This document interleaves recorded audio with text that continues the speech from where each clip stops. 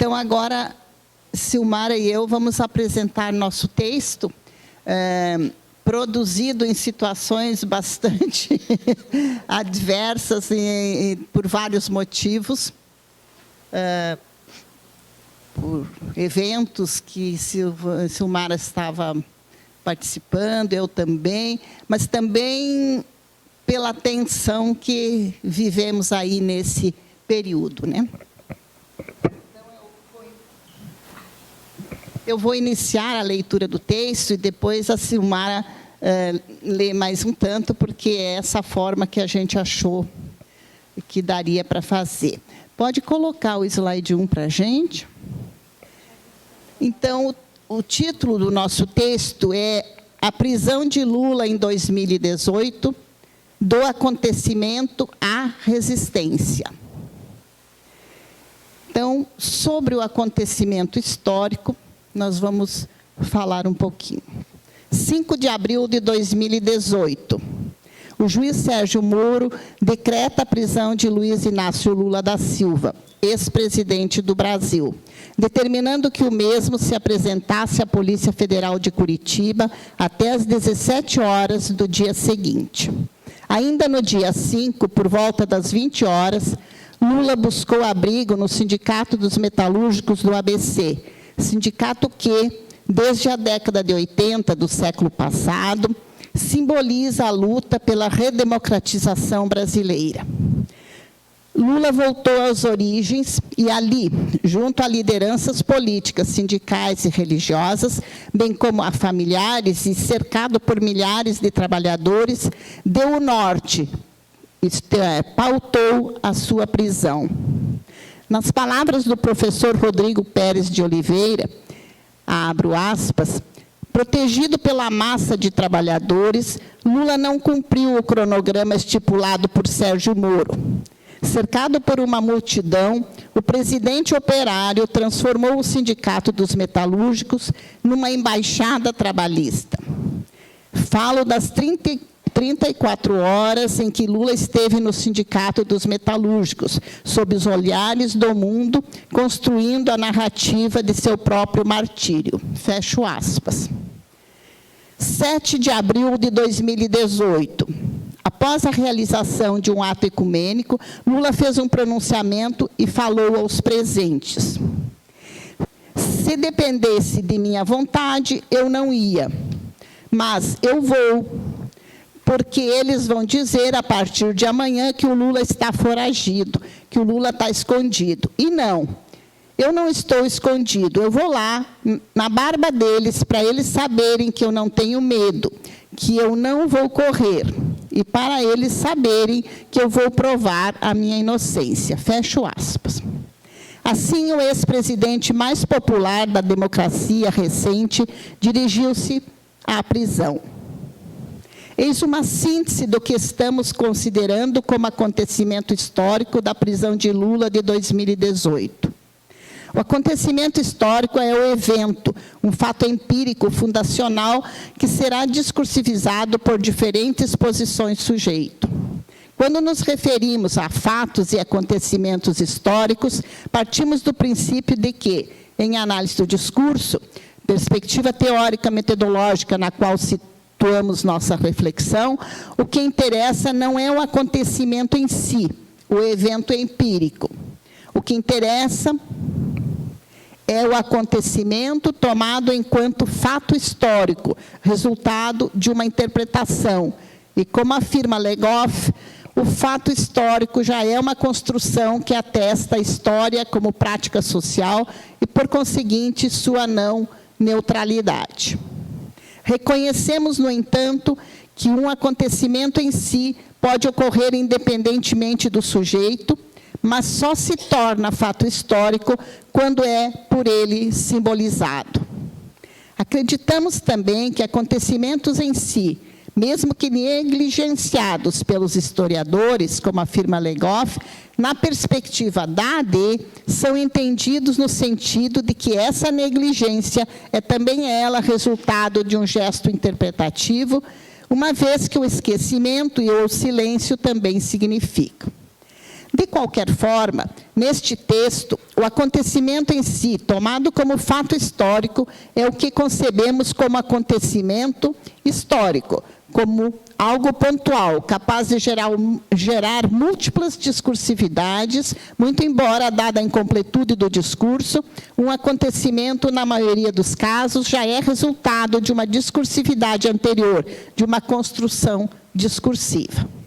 No caso em pauta, desde o impeachment de Dilma Rousseff, já ocorria uma forte movimentação discursiva que viria a culminar com a prisão de Lula. Do acontecimento histórico ao acontecimento discursivo. Nossa proposta neste trabalho consiste em analisar o modo como o acontecimento histórico aqui em pauta foi capaz de instaurar um acontecimento discursivo nos moldes do que preceitua Péchet, ou seja, entendido como localizando-se, abro aspas, no ponto de encontro de uma atualidade e de uma memória, fechando aspas, como fato novo, em um contexto de atualidade, mas que produz sentidos no espaço da memória que ele convoca, e que já começa a reorganizar seu processo de produção de sentidos.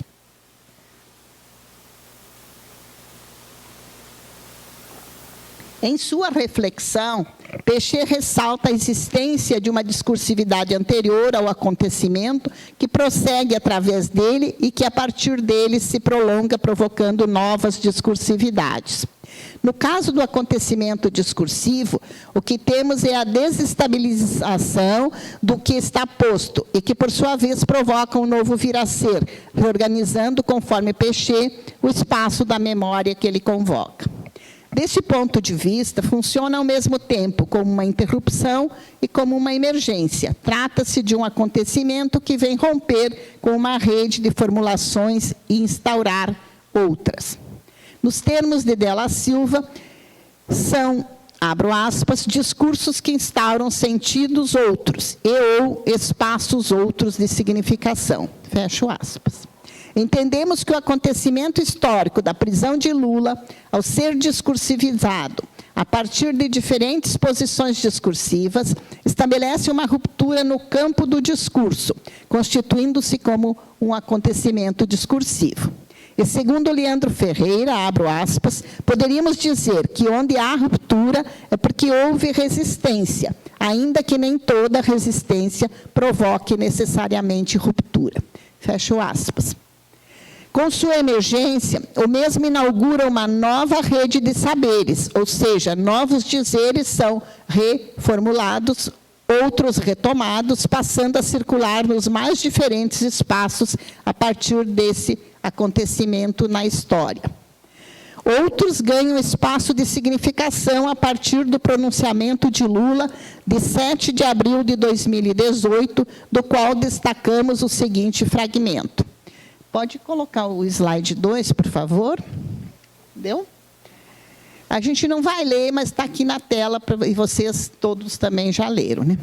Na materialidade linguística do pronunciamento de Lula, que retomamos nesta SD, temos funcionamentos intertextuais que inscrevem seu dizer em uma memória, dando condições à sua significação. É retomado textualmente, por exemplo, um dizer atribuído a Che Guevara em os poderosos podem matar 1, 2 ou 3 rosas, mas jamais poderão deter a chegada da primavera.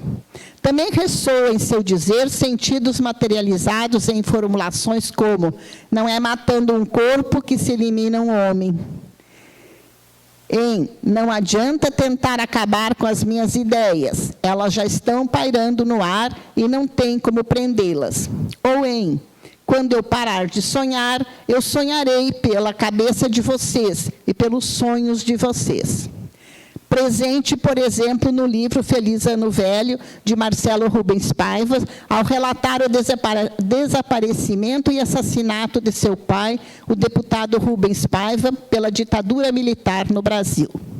São retomados ainda, em seu dizer, efeitos de sentidos da formulação somos todos nós, decorrente, por sua vez, da formulação eu sou, que comparece, por exemplo, em Je suis Charlie.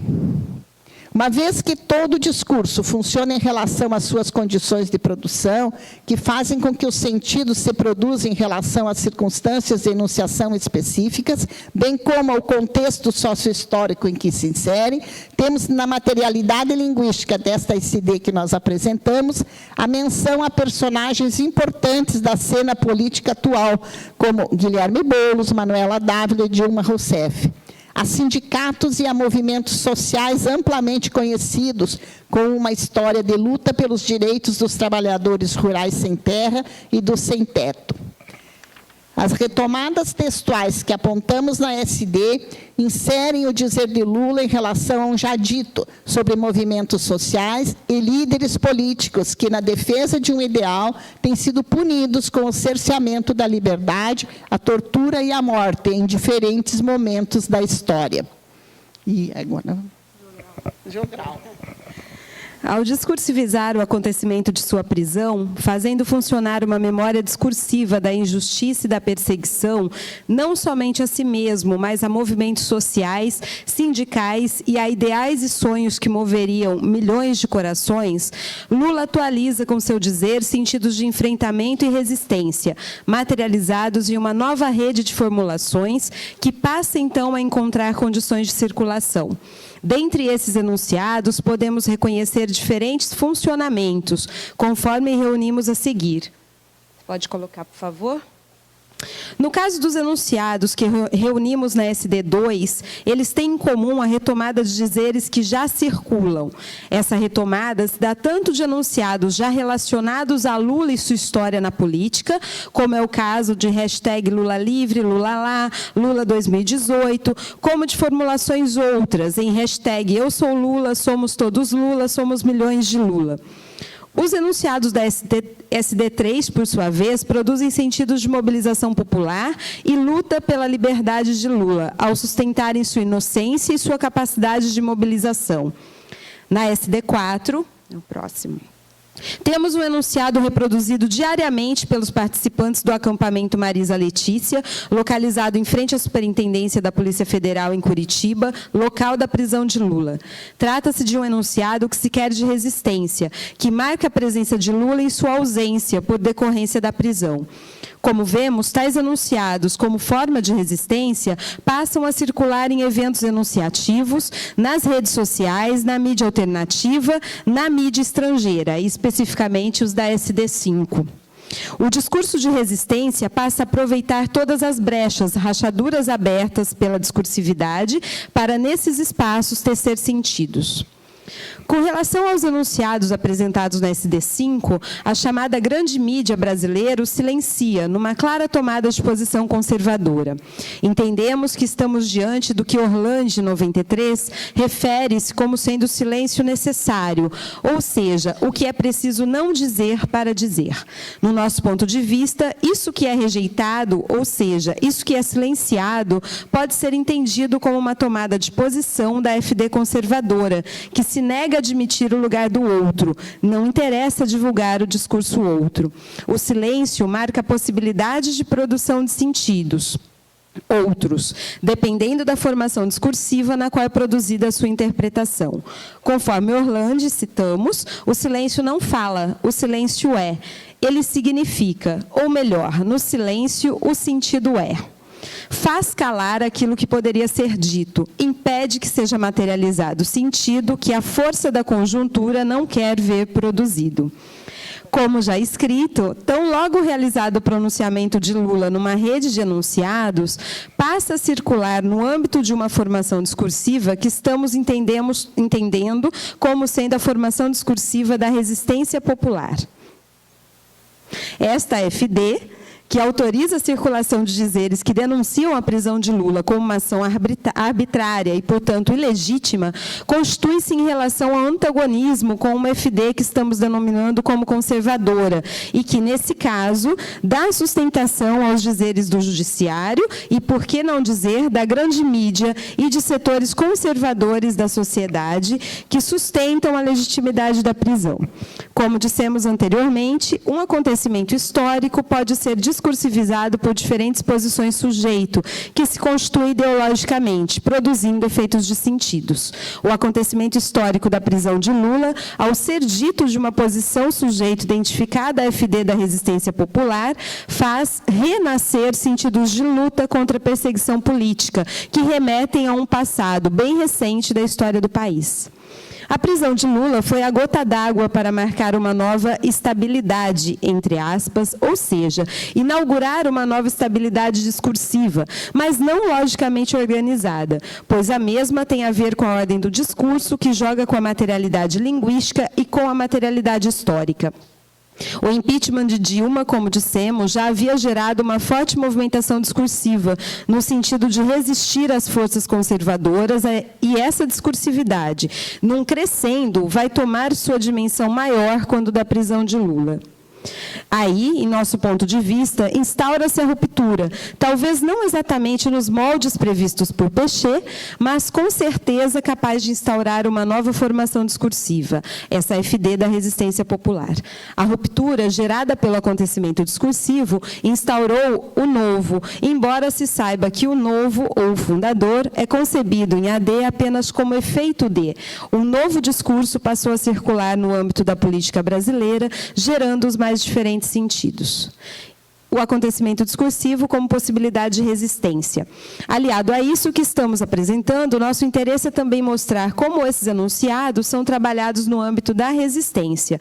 Tão logo Lula passa a cumprir pena nas dependências da Polícia Federal, trabalhadores de diferentes setores, sindicalistas, políticos e simpatizantes em geral, fazem de Curitiba a capital da resistência. Desde o dia 7 de abril, ali ecoam, dentre tantas manifestações, Lula livre, bom dia presidente Lula, repetidos cotidianamente.